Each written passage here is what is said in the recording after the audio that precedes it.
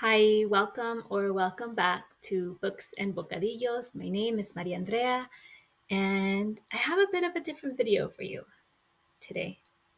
So, this video um, was inspired by something that happened to me on Thanksgiving Day, and I've been thinking about this experience and books in which I find this experience, and I've been wanting to share it, but with the holidays and everything going on, it just didn't feel like maybe the right timing.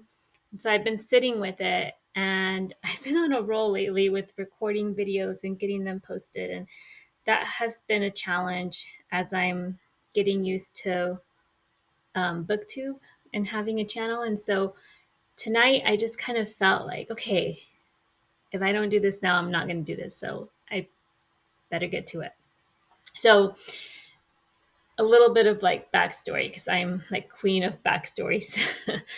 um, when I was a teen, I had a subscription to 17 magazine, and my friends and I loved that I had that subscription because we would get together at my house and we would read through the magazine together.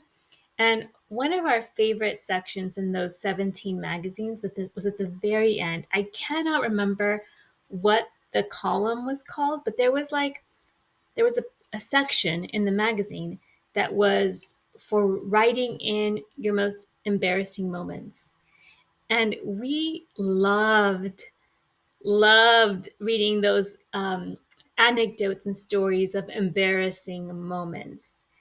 And I think as a teenager, you just kind of can relate to being feeling embarrassed or feeling like any second now you might trip in front of your crush, or you're gonna put your foot in your mouth or say the wrong thing or do something weird or draw attention to yourself in a way that you don't want. And so it's just like all these cringy things that tend to happen. You kind of like expect them to. And so it was so much fun to be with my friends and be like laughing at embarrassing things that happened to other people, and then like also just enjoying the conversation about, oh, remember when this happened to you, or or remember when I had this situation. And so anyway, um I'm in my 40s now, and so it's been a long time since I've had that delightful experience of feeling like embarrassed or like having a cringe, like a really, really like cringe moment. But so that's part A of the backstory. Part B of the backstory is I am a Mexican girl from a conservative family. When I say conservative, I mean my religious upbringings were Catholic slash Pentecostal. My dad was Catholic, my mom was Pentecostal. Um, and we didn't talk about sex or anything like that. It was just like, don't do it until you're married, and that's it. Like, so anything that feels in any way sexual, any like conversation or anything that is in any way sexual is always awkward in my family, like in with my mother. Like, we don't have that kind of relationship where you talk about things like that openly. It always feels a little taboo, a little cringy, a little awkward. So now, as a middle-aged woman, and my mom now in her later years, we don't talk about sex or anything. like that. So, okay. So it's Thanksgiving Day 2023. And I made this big feast. And I think I made a video talking about what I was going to be making for Thanksgiving. For dessert, lately in the last several years, I have an ice cream maker and I just make ice cream. And I love this, like my favorite thing is to make homemade ice cream. So I made two different ice cream flavors. One to take to my aunt's house as a gift, and then another one to share here on our at our Thanksgiving meal. We were going to go to my aunt's house after, like later in the day, so I was going to take a brand new special ice cream tub for them. So the one that we chose to try here at my house for our Thanksgiving dessert was corn.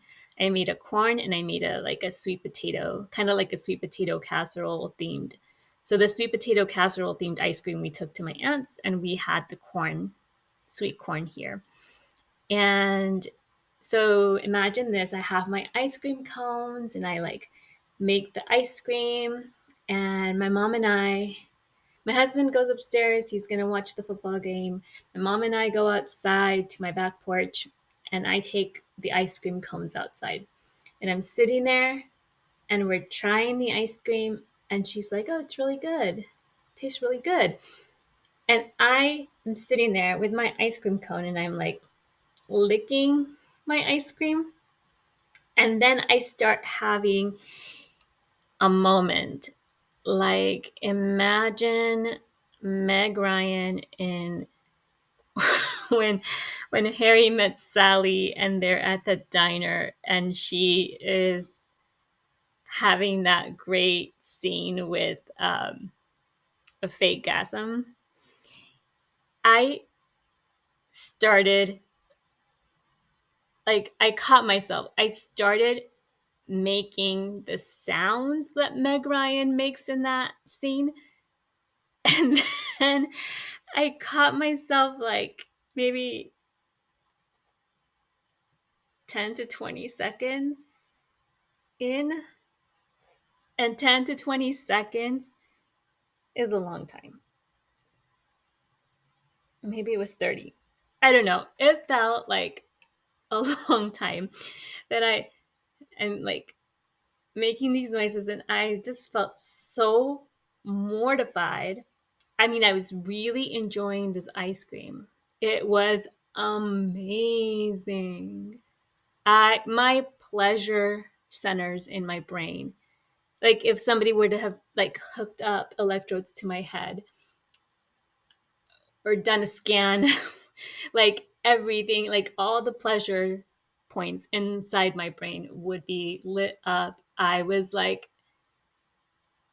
having a lot of pleasure with my ice cream. It was so good. It is the best ice cream I have ever had. And my mouth is watering just thinking about it. That's high praise because I lived in Mexico, and those Mexican ice cream shops, the neverias, they have some really, really yummy, yummy ice cream. So anyway, I was mortified. And then I had some time to think. Of course, I called one of my cousins and I told her how embarrassing it was. She could kind of understand the family dynamic, the no sex talks or anything like that. So I laughed it off. I think I told one of my best friends, I told her because I was I need to talk to someone because I had this embarrassing thing happen to me. I know it probably, for a lot of people, it doesn't sound like it's anything that embarrassing, but for me, my family, my upbringing, it was mortifying.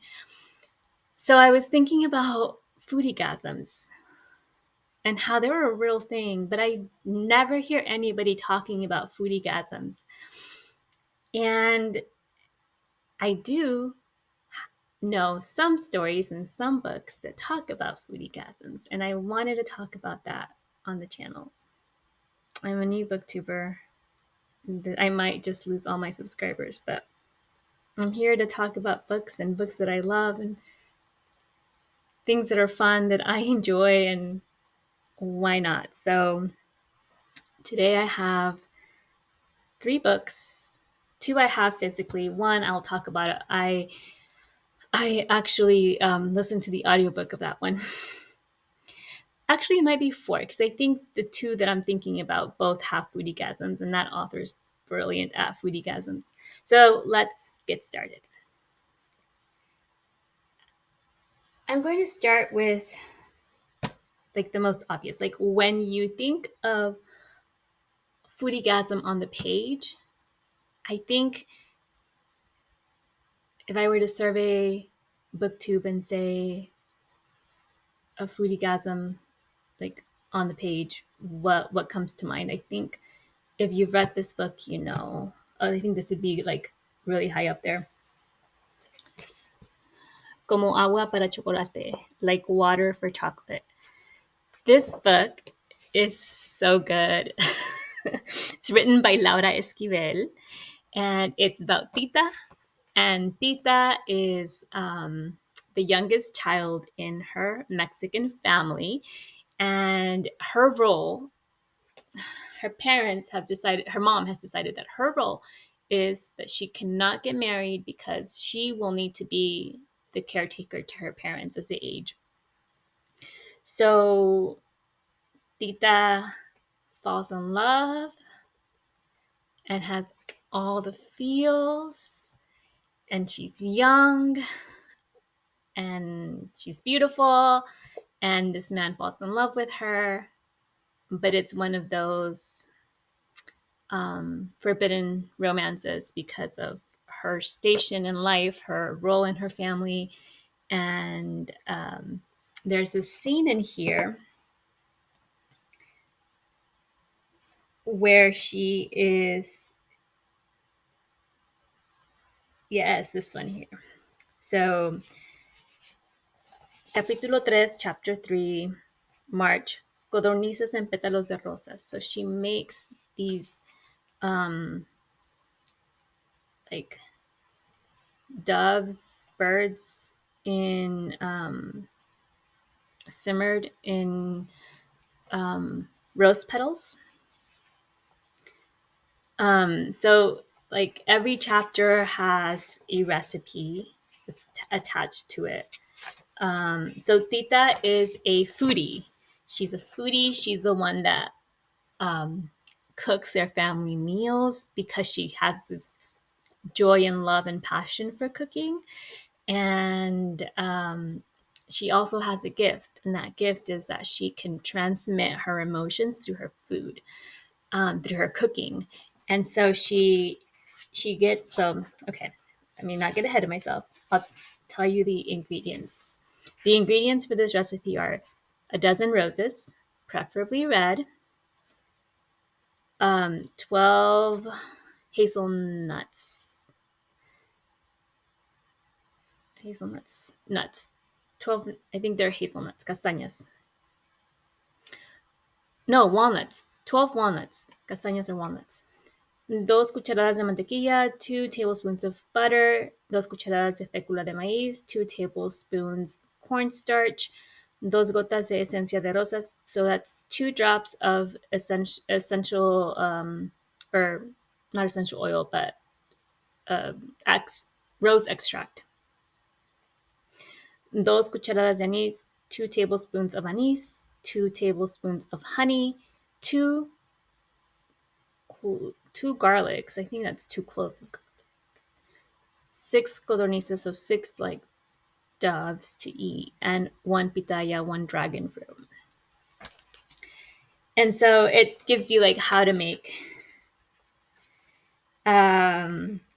So Tita gets these.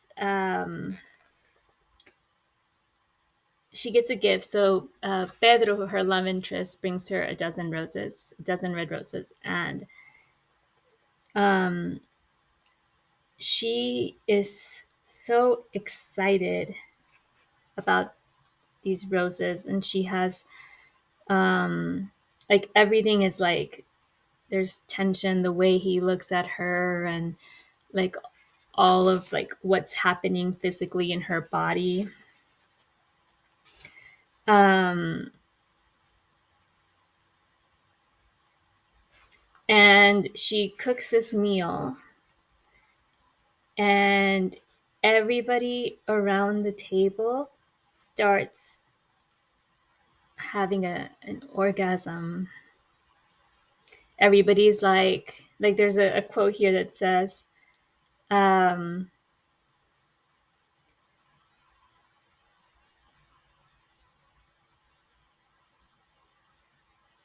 este es un placer de los dioses. This is pleasure from the gods. Now, um I don't want to say too much because I don't want to spoil the book. So I'm like leaving out important details on purpose because I want you to read it. Um, but people are like sweating, and they are. Have you seen the movie? If you've seen the movie, you know what I'm talking about. Like there's people and they're around the table, and everybody starts kind of like their heart rate goes up, and they start like sweating, and they're their blood is rushing, and they are having the symptoms of an orgasm around the table, and everybody gets like all hot and bothered because Tita, that was what she was feeling when she was just so enamored, and that love and that passion for this man just gets all her feelings just get into infused into the cooking. um, So that is Como Agua para Chocolate. This is a classic. This is a classic foodiegasm, like on the page where you're reading a story and people are having like pleasure from what they're eating, like, and it's on the page, and you see them, you read about them experiencing this pleasure, this the sensory experience, all the feels through food. The next one that I have is a YA. So I read YA and I really enjoy YA. And I know I'm a 40 something year old woman, but I still enjoy myself a good YA. And I have this one, With the Fire on High by Elizabeth Acevedo. I mean, look at this book. If this is not a foodie book, like this is a book about Eve. Eve? Did I get that right? No, Imani. Imani Santiago. That's her name. So I'll read the flap. Um, Ever since she got pregnant freshman year, Imani Santiago's life has been about making the tough decisions, doing what she has to be done for her daughter and her abuela. The one place she can let all that go is in the kitchen. There, she lets her hands tell her what to cook, listening to her intuition and adding a little something magical every time, turning her food into straight up goodness. Even though she's always dreamed of working in a kitchen after she graduates, Imani knows that it's not worth her time to pursue the impossible. Yet, despite the rules she's made for her life and everyone else's rules, which she refuses to play by, once Imani starts cooking, her only choice is to let her talents break free. So, Imani has a similar gift, very similar gift to Tita. Imani cooks and transmits emotions through her cooking like Tita does. So there's a scene in here where Imani, she's a great cook. Girl can cook, and she volunteers to cook a meal for her best friend and her best friend's girlfriend on their anniversary. So they're going to be celebrating their anniversary as a couple. And she says, I'm gonna cook for you. I'm gonna cook your anniversary meal. So she cooks for them, and it's not as like on the page as Como Agua para Chocolate, where you like see the characters having all of like the physical sensory reactions to the food. But there's just a little hint of like, oh yeah, we had your food, and oh my god, yeah, like, and then there's this, because I think because it's YA, it's not explicit. Um, there's this kind of just like wink, wink, like, yeah, we were aroused, and they they had a fun night. The her Imani's girlfriend and her partner had a nice anniversary. Um, so this is, I'll just read a little bit of it.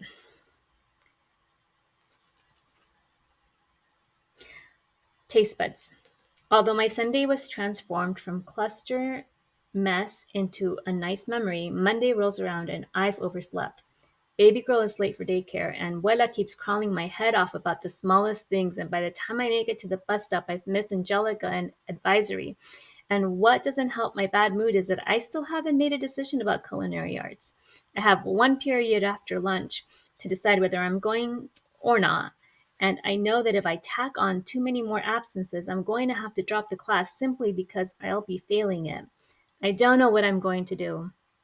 But luckily, lunch rolls around and I have Angelica to take my mind off of any decisions. But by the time I meet up with her at our table, she's visibly trembling with excitement.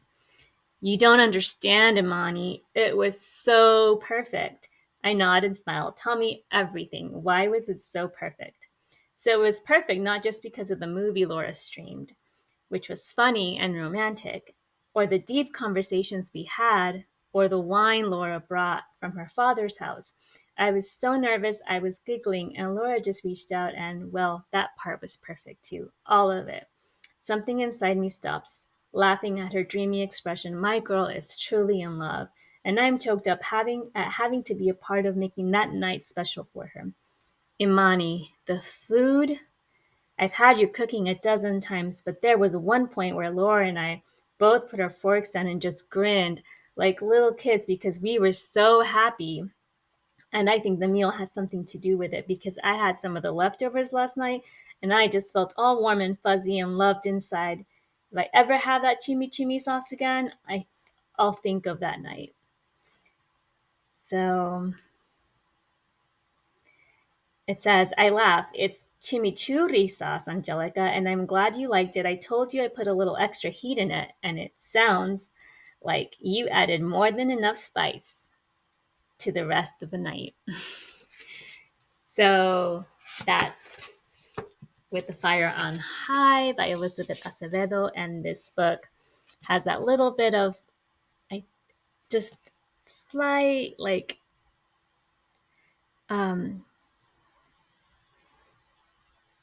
suggestion of foodiegasm happening.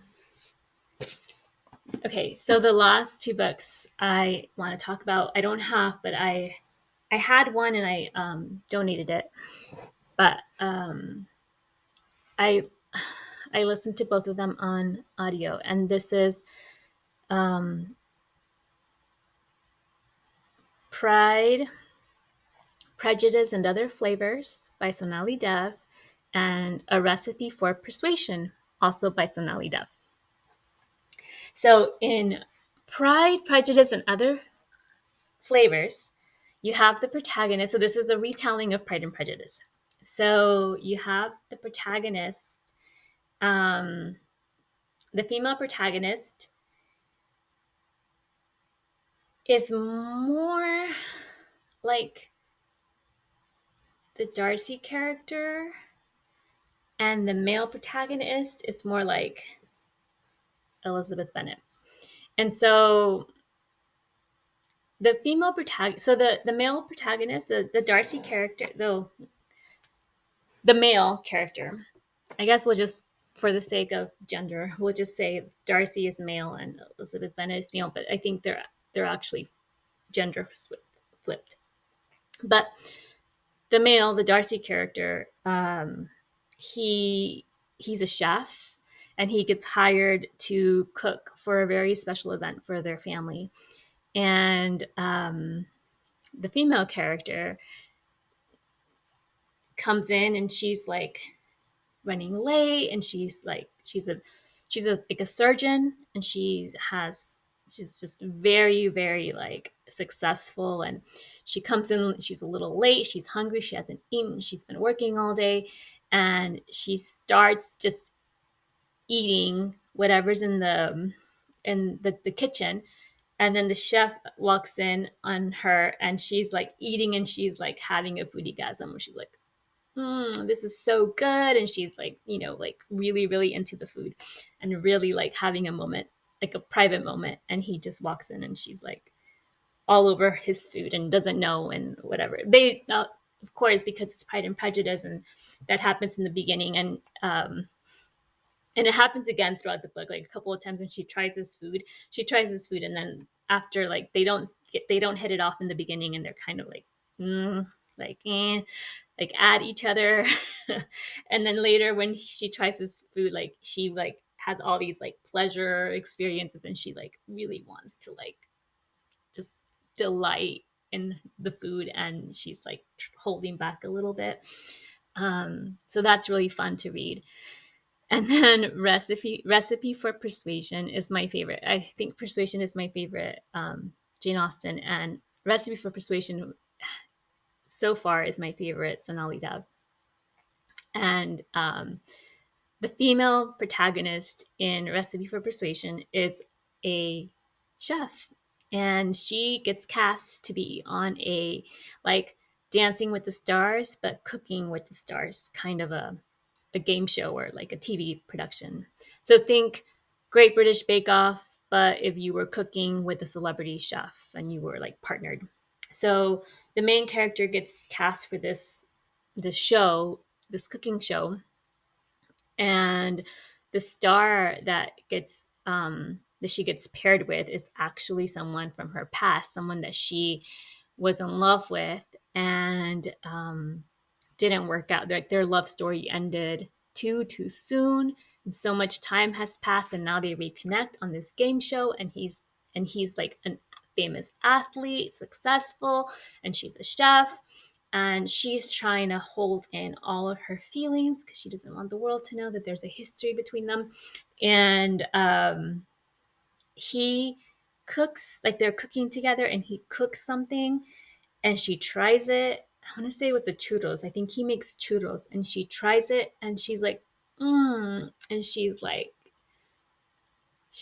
having a moment where she's like cannot contain, like, it's like she's holding in all of her feelings towards this man, and then all of a sudden she tries his food, and she's like, she can't help it, and some of that gets out, like some of those reactions of like intense pleasure and like delight just like come out as she's trying his churros.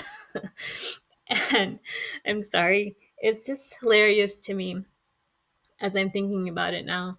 But it's just so much fun. It's just so much fun. Like, it makes me smile. Like, just how there's all these like connections with the authors who write about food, and get the very like biological, like organic feelings of eating and pleasure and sensuality and all of that. It's really interesting. My time is up. I have 30 seconds, and I just want to leave it there. I could go on and on about food and novels and not food and books, but I'll be done. Thank you so much for watching. I hope this wasn't too weird. Hasta la próxima.